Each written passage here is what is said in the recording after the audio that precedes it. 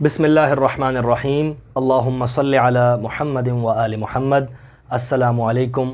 آج ہمارا سبق نمبر 7 ہے اور آج ہم حروف کے جوڑوں کے متعلق پڑھیں گے، جن میں ہم حرکات اور تنوین کے بارے میں بھی پڑھیں گے۔ ہمارا پہلا لفظ جو ہم نے نورانی قاعدے سے پڑھا ہے وہ ہے آبادن۔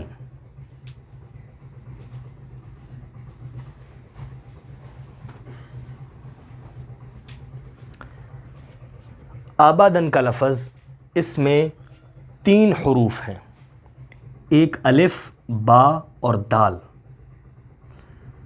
الف کے اوپر زبر ہے، ایک حرکت ہے، تو ہم اسے پڑھیں گے آ۔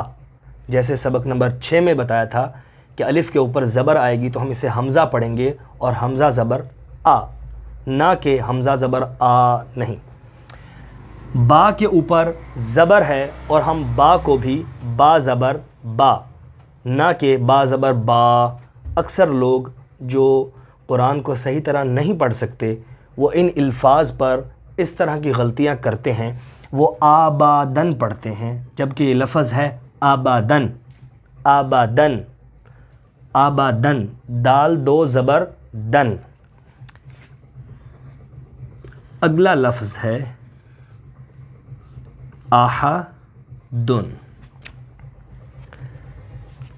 یاد رکھیں کہ یہ جو پہلا لفظ ہے، اگر آپ یہاں پر دن کی بجائے 2 زبر کی بجائے اگر یہاں پر لکھا 2 زبر ہو، لیکن آپ یہاں پر 1 زبر پڑھنا چاہیں گے تو اس وقت اس حرف کی ادائیگی ہوگی آبادا۔ آبادا، کیونکہ آگے الف ہے ایک، اس وجہ سے۔ اور ویسے ہم پڑھیں گے تو ہم پڑھیں گے آبادن۔ آبادن۔ یہاں پر اگلا حرف، اگلا لفظ جس میں الف، ہا اور دال آئی، ہم اسے پڑھیں گے احدن۔ احدن۔ اس کی زیادہ سے زیادہ پریکٹس کریں۔ اگلا لفظ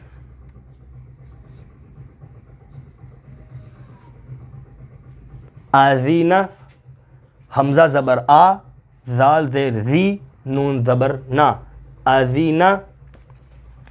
آذینہ کے بعد اگلا لفظ ہے ہمارا انا۔ جیسا کہ یہاں پر ہم نے پڑھا تھا آذینہ، لیکن ہم یہاں پر پڑھیں گے انا، کیونکہ ساتھ الف ہے۔ انا، ایک الف کے برابر ہم اسے لمبا کریں گے، انا۔ جیسے یہاں میں نے آپ کو بتایا کہ جب ہم ایک زبر، لکھی 2 زبر ہی ہوں گی، لیکن جب ہم اسے ایک زبر پڑھ کر رکنا چاہیں گے، وقف کرنا چاہیں گے، تو ہم پڑھیں گے آبادا۔ آبادا نہیں، آبادا، اس الف کی وجہ سے۔ اسی طرح اس الف کی وجہ سے ہم اسے پڑھیں گے انا۔ اس طرح نورانی قاعدے میں بہت زیادہ الفاظ ہیں جن کی آپ زیادہ سے زیادہ پریکٹس کر سکتے ہیں۔ یہاں پر میں آپ کو چند الفاظ ہی بتاؤں گا۔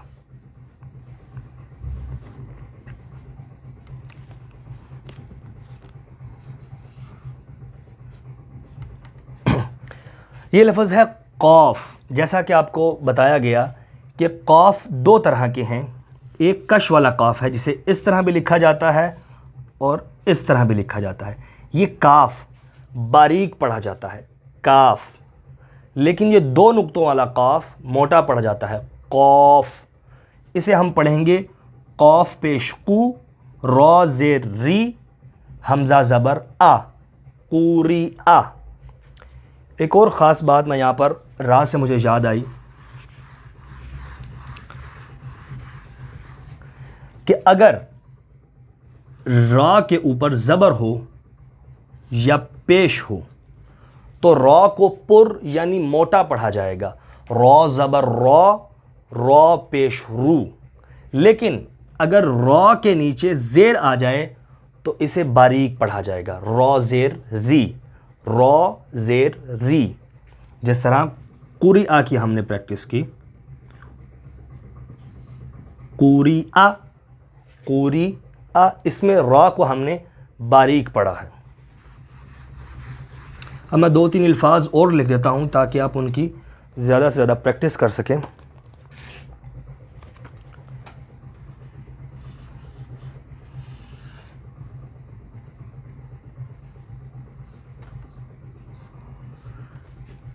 لہبن، یہاں پر ہم غنہ بھی کریں گے، لہبن۔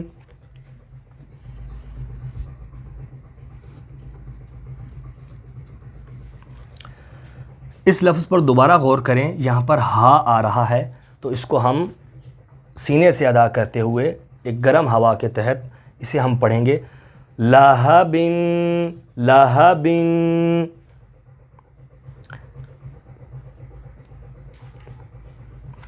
اور یہ لفظ کاف زبر کا، فا زبر فا، را زبر را، یہاں پر را پر پڑھی جائے گی اور اسے ہم پڑھیں گے کفارا کفارا کفارا۔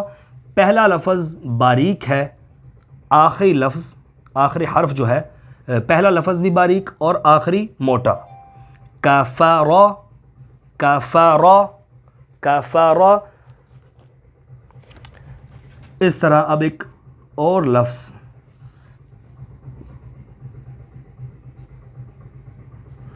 وقابہ وقابہ، واو باریک ہے، با باریک ہے، درمیانہ حرف جو ہے وہ موٹا ہے، 2 نقطے والی قاف ہے، قوف، اسے ہم پڑھیں گے وقابہ وقابہ۔ اگر آپ کو ان حروف کی ادائیگی مشکل لگ رہی ہے تو آپ پہلے اسباق کی زیادہ سے زیادہ پریکٹس کریں، جن میں حروف تہجی کی آوازوں کو نکالنے کا طریقہ، جس میں الف سے لے کر یا تک موٹے حروف، باریک حروف، ان سب کی پریکٹس زیادہ سے زیادہ کریں، تب آپ کے لیے ان حروف کو پڑھنا بہت آسان ہو جائے گا۔ انشاءاللہ اگلے سبق میں ہم نئی چیزوں کے ساتھ ملیں گے۔ السلام علیکم۔